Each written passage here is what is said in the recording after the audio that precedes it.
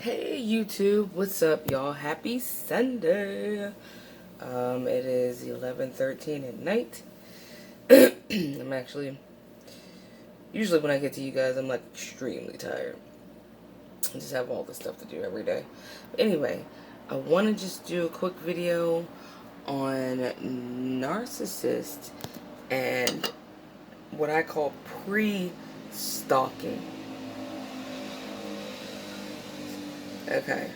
Anyway, pre-stalking. So, what am I talking about when I say pre-stalking? Well, more than likely, if you've been discarded or you discarded the narcissist by now, right? You're being stalked in some way, shape, or form. More than likely on social media or something like that through multiple fake accounts. Okay, or via email. I mean, just all types of ways that they love to stalk you. They don't just leave you alone. You think they do. That's a misconception. So, story time. I met my narcissist, okay? Because, see, the narcissist will stalk you way before you meet them. The narcissist actually usually knows who you are or knew who you were way before you physically met them. Let me tell you how that goes. So in I'll say the majority of cases, they will more than likely have stalked your social media or some like whether it be Facebook or Instagram. If your account's not set to private by now, then they were stalking you on that. And then they set up and premeditate how they are going to run into you to where you think it's natural that you met like this, but it's not. That's how creepy they are. So here's my story. I met my narcissist when I was getting out of a really turbulent marriage. And I decided, you know what, I'm going to move back to my hometown. I'm going to move back to Washington, D.C. And, you know, at the time I had, my son was like 9. He was 9 years old. And I moved into an apartment building that is 1 block away from a library, right? So, I'm not someone that watches TV or anything, but again, like I said, I don't punish like my kid or kids, you know, they can watch stuff. But what I would do is, since I had a DVD player and stuff, I would go, me and my son would have fun and like go to the library every day while we're kind of getting established back into the city, into this new apartment to start our new life, right? So we were going to the library every day. We would go for a walk, though 1 block, right? And we would go to the library and get books and comic books and DVDs and, you know, do all types of like things that the library had set up for that day. So one day we're walking to the library and there's a lot of people outside because it was summertime. There's this guy sitting outside of the library, okay? I could tell, because just like you can tell when someone's not from your city, you know what people look like in Baltimore, you know what people look like in DC, you know what people look like in New York, and you know when someone's a tourist, you know what I'm saying? You know when someone doesn't really quite fit in. And I noticed that this dude's attire was not quite like anybody I've ever seen in Washington, D.C. And so I was kind of looking at him, you know, just kind of glancing at him, but my focus was I was on my way somewhere with my son, you know, after we had exited this library, right?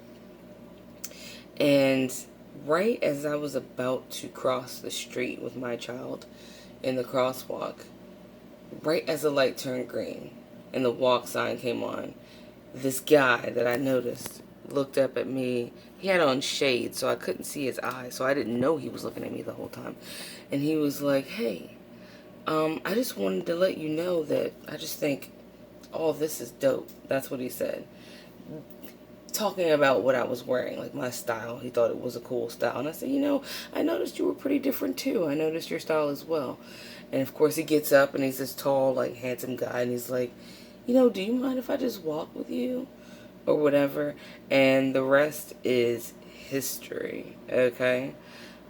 But later, after the discard, okay, because during the relationship, closer to the discard, we used to have pillow talks like most couples do. And you know how you like to reminisce on how you met. And we were reminiscing on the fact that I met him out front of a library. Library. That thing that people usually go to gain more knowledge and read books. No. Everybody is not there to gain knowledge or read books. By the way. So I said, yeah, I had been looking at you. And I meant just in the moment in time that I just glanced at him and saw him for the first time. His response was, yeah, I was looking at you too. But what he meant, which I later found out, is when he said he was looking at me too, he meant the whole 2 weeks that I had been in DC moving my stuff in with my young son, he was watching me as a stranger. He was watching me the whole time to see if I had a man, the whole time to see, what I was about in some way, the whole time to study my routine. He studied my routine. He just watched me. How fucking creepy is that shit? Right? Yeah, I was looking at you too. I'm like, oh my God, because he meant it in a totally different way than me saying, yeah, I was looking at you. He meant, I've been looking at you for a couple weeks before I moved in for the kill. Now, a lot of times, they'll stalk you through dating sites, right?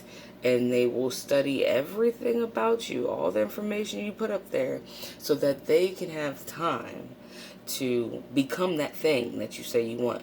Oh, I want a man with glasses, or I want a man, who's into video games, or I want a man who likes to read books, right?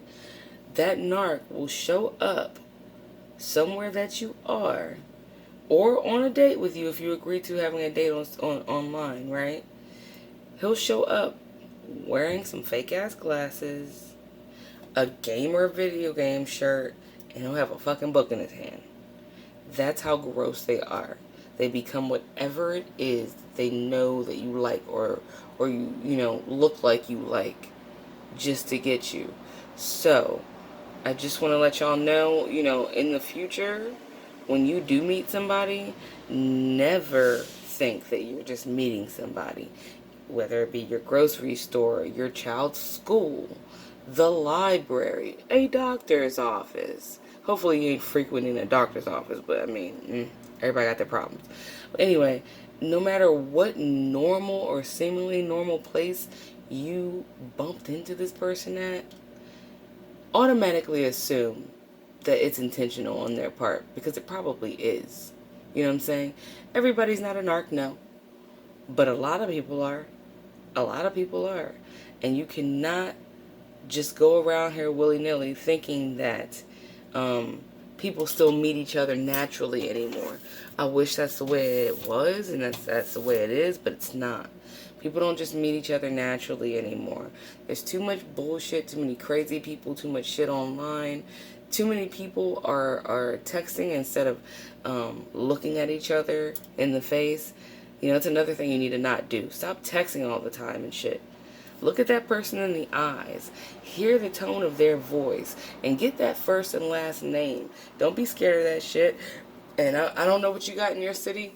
I don't know what DC really has, but I know when I was living in Maryland, they had something called Maryland Judiciary Case Search. So I'm sure your town or city has a judiciary case search site.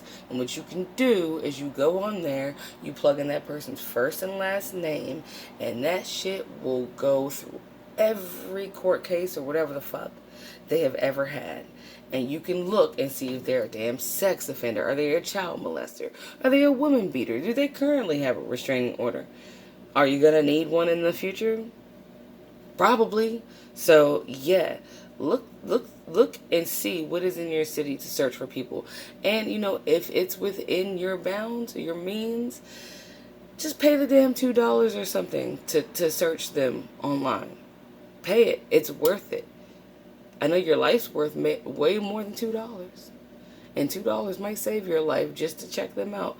But narcissists will pre-stalk their victims. Okay?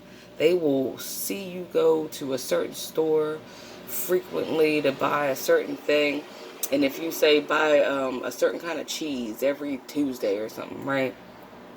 Next thing you know, that fucker will be in the cheese aisle on Tuesday, accidentally reaching for that same bag the same time you are. Right? And you're like, oh, you like that too? Oh, yeah, I do. Maybe we should go out sometimes. Can I have your number? And you're like, okay, that seems pretty innocent because we're just in a grocery store. No, bitch, that fool was looking at your ass every Tuesday for God knows how long. Really. And then when the discard finally happens, well, they really get to stalking then. And it's even worse because then you're emotionally invested.